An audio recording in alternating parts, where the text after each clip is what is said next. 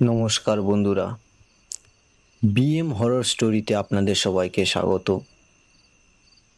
প্রতিবারের মতো আমরা এবারও একটা নতুন ধরনের গল্প এনেছি এবং আজকের একটা আপনাদের গল্প বলবো।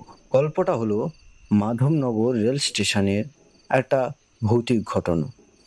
বন্ধুরা, এটা আমরা একটা নতুন ধরনের গল্প এবং এর ধারাবাহিকতা বার করতে থাকবো। এই গল্পটা যদি আপনাদের ভালো লাগে তাহলে এর পরবর্তী এপিসোড আমরা বার করব, যদি আপনারা অবশ্যই কমেন্ট করেন।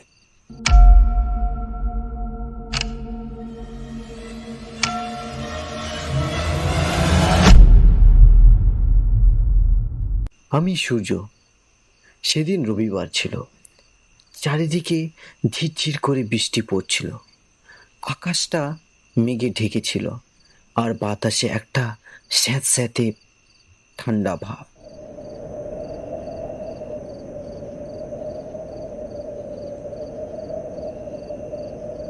আমি শহরের আমার ছোট্ট ভাড়া ঘরে বাস করি।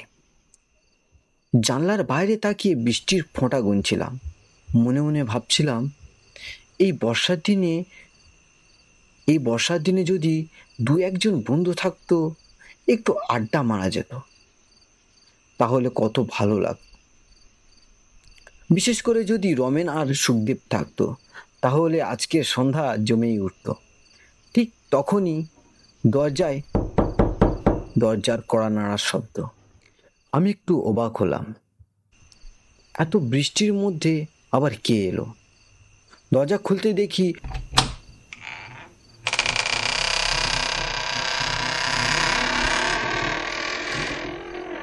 রমেন আর সুখদেব দাঁড়িয়ে আছে।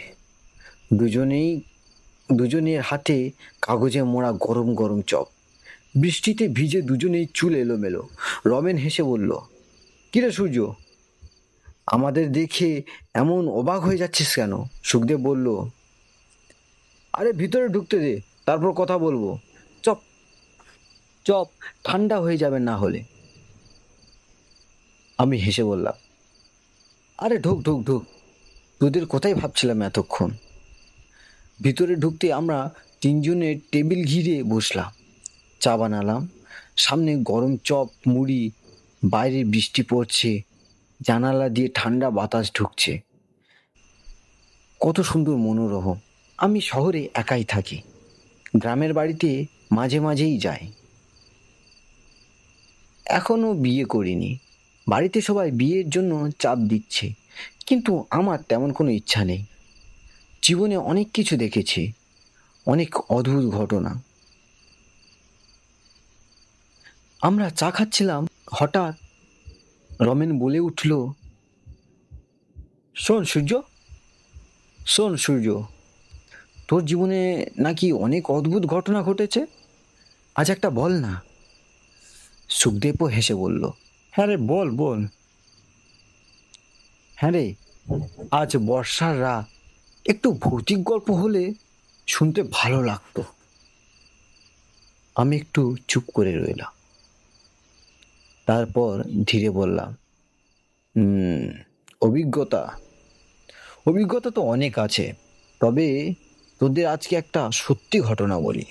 ঘটনাটা অনেক বছর আগে, যখন আমি মাধবনগর সিস্ট রেল স্টেশনে কাজ করতাম। রমেন একটু আগ্রহ নিয়ে বলল, মাধবনগর, সেই নির্জন স্টেশনটা? আমি হ্যাবাচকভাবে মাথা নাড়লাম। নির্জন মাধবনগর স্টেশন। সেই সময় আমি ওখানে টিকিট মাস্টারের কাজ করতাম। আমার পোস্টিং পড়েছিল মাধবনগর সিস্ট রেল স্টেশনে। স্টেশনটা এমন জায়গা ছিল যে সেখানে চারিদিকে শুধু ঝোপঝাড় আর জঙ্গল। সব থেকে কাছে গ্রামটা প্রায় 20 কিলোমিটার দূরে। এই স্টেশন দিয়ে দিনে একটি বা দুটি মাত্র ট্রেন যায়, সেটাও আবার রাত 9টা কিংবা সন্ধে 6টার দিকে। আমার সঙ্গে সেখানে থাকতো গ্রামেরই একটা ছেলে, সুকল্যাণ। আমরা দুজনেই সেই স্টেশনের একটি মাত্র ঘরে থাকতাম, এবং ওই ঘরেই ছিল টিকিট কাউন্টার এবং অফিস। আমাদের থাকার জায়গা। লোকমুখে শুনেছিলাম স্টেশন থেকে একটু দূরে একটা পরিত্যক্ত গ্রাম আছে। অনেক বছর আগে সেখানে অনেক মানুষ থাকতো, কিন্তু এক রাতের পর সেই গ্রাম থেকে একেবারে ফাঁকা হয়ে যায়। সেই কারণটা কেউ ঠিক বলতে পারে না। অনেকে বলতো ওখানে অভিশাপ আছে, আর অনেকে বলতো রাতে নাকি কান্নার শব্দ শোনা যায়। আমরা কখনো সাহস করে ওদিকে যাইনি। সেই অদ্ভুত রাত, সেদিন সন্ধ্যায় আমি স্টেশনের একটা পুরনো কাঠের চেয়ারে বসেছিলাম। সূর্য তখন ডুবে গেছে, আকাশে লালচে আলো মিলিয়ে যাচ্ছে। স্টেশনের টিকিট ঘরের সামনে একটা বাল্ব জ্বলছিল, সেটাও টিপটিপ করে জ্বলছিল।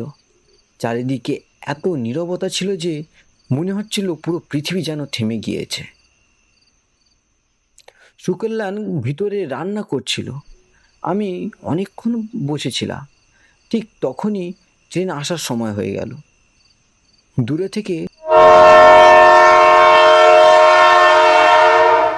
ট্রেনের শব্দ ভেসে এলো। ট্রেনটা স্টেশনের পাশে কিছুক্ষণ দাঁড়ালো, তারপরে আবার চলে গেল। ট্রেন থেকে কেউ নামলোও না, উঠলোও না। ট্রেন চলে যেতেই আবার সেই নিস্তব্ধ। আমি ঘন্টি বাজিয়ে ট্রেনকে বিদায় জানালাম। তারপর সুকল্যাণের কাছে গেলাম। আমি বললাম, কিরে, আজ কি রান্না করছিস? সুকল্যাণ ডেলি আমার জন্য রান্না করে, এটাই ওর কাজ। সে হেসে বলল, ডিমের ঝোল আর শুকনো রুটি সূর্যদা। আমরা খেতে বসলাম। খেতে খেতে আমি ওকে জিজ্ঞাসা করলাম, শোন সুকল্যাণ, এই পরিত্যক্ত গ্রামটার ব্যাপারে তুই কিছু জানিস? সে একটু চুপ করে রইল, তারপর ধীরে বলল, সূর্যদা, শুনেছি একটা ভয়ানক ঘটনা ঘটেছিল। আমি বললাম, কি ঘটনা? সে বলল, আজ থেকে প্রায় 10 বছর আগে সেখানে অনেক লোক থাকতো। এক রাতে গ্রামের মাঝখানে বড় বটগাছ থেকে কান্নার আওয়াজ আসতে থাকে। কান্না? আমি জিজ্ঞাসা করলাম। হ্যাঁ, এমন কান্না যেন কাউকে খুব মারধর করা হচ্ছে। শব্দ শুনে গ্রামের কয়েকজন পুরুষ বাইরে বেরিয়ে যায়। তারা বটগাছের কাছে গিয়ে দেখে সেখানে কেউ নেই, এবং সেই কান্নার আওয়াজও আর পাওয়া যায় না। তারা বাড়ি ফিরতে যাচ্ছিল, ঠিক তখনই বটগাছের দিক থেকে একটা অদ্ভুত গলা শোনা যায়।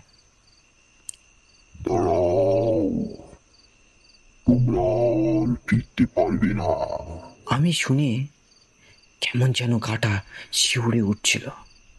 সুকল্যাণ বলল, ঘরের ভিতর থেকে মহিলারা আর বাচ্চারা জানালা দিয়ে দেখে পুরুষগুলো যেন কারোর পিছনে হাঁটছে। কেউ যেন অদৃশ্যভাবে পথ দেখাচ্ছে তাদের। আমি বললাম, তারপর?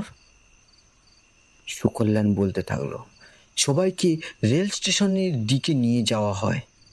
তারপর তারা হঠাৎ উধাও হয়ে যায়। কেউ আর কখনো তাদের খুঁজে পায়নি। তারপর গ্রামের মোড়ল ঘোষণা করলো, এই গ্রাম অভিশপ্ত, সবাই গ্রাম ছেড়ে চলে যাও। সেই থেকে গ্রামটা আজও ফাঁকা। আমাদের কথা বলতে বলতে প্রায় রাত 12টা বেজে গেল। আমি বললাম, বন্ধুরা, এর পরবর্তী ঘটনাটা কি ঘটেছিল, ঘটনাটি জানতে গেলে চ্যানেলটি সাবস্ক্রাইব করে রেখো। এবং বন্ধুরা, এর পরবর্তী পর্ব খুব শীঘ্রই আসতে চলেছে। আর বন্ধুরা, মনে রাখবে, তোমাদের জীবনে ঘটে যাওয়া কোনো সত্য ঘটনা আমাদেরকে জানাবে বা আমাদেরকে ইমেল করবে, আমরা সবার সামনে তুলে ধরবো। আর বন্ধুরা, ঠিক রাত 10টার সময় ও শনিবার আমাদের গল্প আসতে চলেছে।